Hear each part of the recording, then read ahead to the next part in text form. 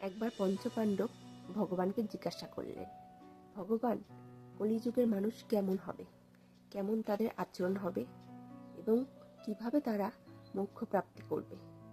উত্তরে ভগবান বললেন, তোমাদেরকে আমি বনের আলাদা আলাদা 5টি পথ বলছি, সেই পথ ধরে তোমরা যাও এবং সেখানে কি কি ঘটনা ঘটবে সেগুলো এসে তোমরা আমাকে বলবে। সেই কথা শুনে পঞ্চপাণ্ডবরা বনের রাস্তা ধরে গেল এবং সেখানে যা যা ঘটনা ঘটল দেখে তারা অবাক হয়ে গেলেন এবং এসে ভগবানকে বললেন। প্রথমে যুধিষ্ঠির বললেন, হে ভগবান, আমি দেখলাম একটি হাতির 2টি সুর, সেটা দেখে আমি খুবই অবাক হয়ে গেলাম। উত্তরে ভগবান বললেন, কলিযুগের মানুষ ঠিক এমনই হবে। তোমার সামনে দেখাবে এক, তোমার পেছনে করবে আরেক। তোমার সামনে তোমার বন্ধু হবে, তোমার পেছনে সেই তোমার বদনাম করবে। কলিযুগের মানুষ ঠিক এমনই হবে। এরপর ভীম বললেন, সে জঙ্গলে গিয়ে দেখলেন একটি গরু তার বাছুরকে খুব আদর করছে, খুব চাটছে, এত জিভ দিয়ে চাটছে, বাছুরের গা থেকে রক্ত বেরিয়ে গেছে। তখন ভগবান বললেন, কলিযুগের মানুষ ঠিক এমনই হবে, যারা সন্তানকে এত ভালোবাসবে, সন্তানের প্রেমে এত অন্ধ হবে, এত মোহ হবে, সন্তানকে তারা ঠিকমতো বিকশিত হতেই দেবে না। তাদের কারণে তাদের সন্তান ঠিকঠাক রাস্তায় বেড়ে উঠতে পারবে না। এরপরে অর্জুন বললেন, তিনি জঙ্গলে গিয়ে দেখলেন একটি পাখির ডানায় বেদ মন্ত্র লেখা রয়েছে, কিন্তু সেই পাখিটি মাংস ভক্ষণ করছে।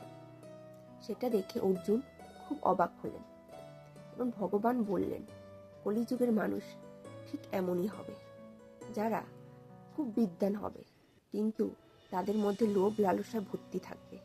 তারা অন্যের সম্পত্তি, অন্যের জিনিস পাওয়ার খুব লোভ থাকবে।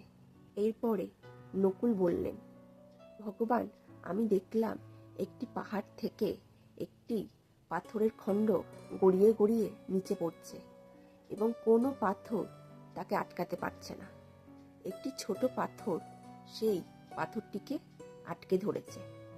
এরপরে ভগবান বললেন, কলিযুগের মানুষ ঠিক এমনই হবে, তাদের মধ্যে এত পাপ হয়ে যাবে, তারা এত পাপ কর্ম করবে যে কোনো কিছুর ফলেই সেই পাপ আটকানো যাবে না। একমাত্র হরিনাম দ্বারাই সেই পাপ আটকানো যাবে। টাকা পয়সা, ধন দৌলত দিয়েও সেই পাপ আটকানো যাবে না। একমাত্র হরিকথাতেই সেই পাপ আটকানো যাবে, মুক্তি ঘটবে। এরপরে সহদেব দেখলেন এবং বললেন ভগবানকে, ভগবান, আমি দেখলাম জঙ্গলের মধ্যে অনেকগুলো কুয়ো ছিল। সেই কুয়োর মধ্যে একটি মাত্র কুয়ো, যার মধ্যে কোনো জল ছিল না এবং সেই কুয়োটা গভীরও ছিল। এরপরে ভগবান বললেন, কলিযুগের মানুষ ঠিক এমনই হবে, যাদের মধ্যে প্রচুর টাকা থাকবে, বাজে কাজ করার জন্য, অসৎ কাজ করার জন্য তারা সেই টাকা ব্যয় করবে, কিন্তু ভালো কাজে, সৎ কাজে কোনো টাকা পয়সা ব্যয় করবে না।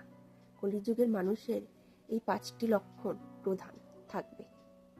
এই কথাগুলো শুনে তোমাদের কার কার মনে হচ্ছে যে ভগবান শ্রীকৃষ্ণের কথাগুলো মিলে গেছে? তারা কমেন্ট করে জানিও। হরে কৃষ্ণ, রাধে রাধে।